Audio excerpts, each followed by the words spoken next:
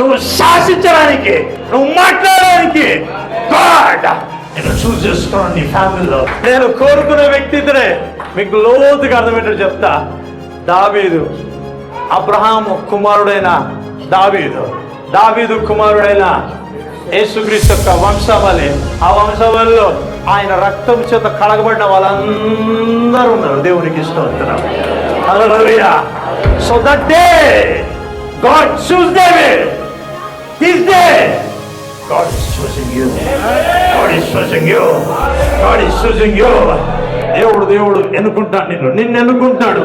నీ కుటుంబ విషయంలో ఏలడానికి, నీ పిల్లల విషయంలో పరిపాలన చేయడానికి, నీ పరిస్థితుల పైన విరుక్కు చూపడానికి, నువ్వు శాసించడానికి, నువ్వు మాట్లాడడానికి గాడ్ నేను చూస్ చేసుకున్నాను నీ ఫ్యామిలీలో. Praise the lord.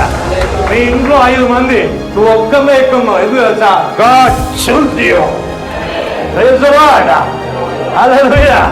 మీ ఇంట్లో 10 మంది, నువ్వు ఒక్కమే ఎక్కున్నావు, నువ్వు ఒక్కమే బైబిల్ పడుతున్నావు, నువ్వు ఒక్కమే ప్రార్థన చేస్తున్నావు, నువ్వు ఒక్కమే సేవ చేస్తున్నావు. ఎందుకు తెలుసా? వారికి ఆశీర్వాదకరంగా నీవే ఉంటావు. హల్లెలూయా. నేను తెచ్చిన వారు నీ నామని కనపరుచుదురు గాక.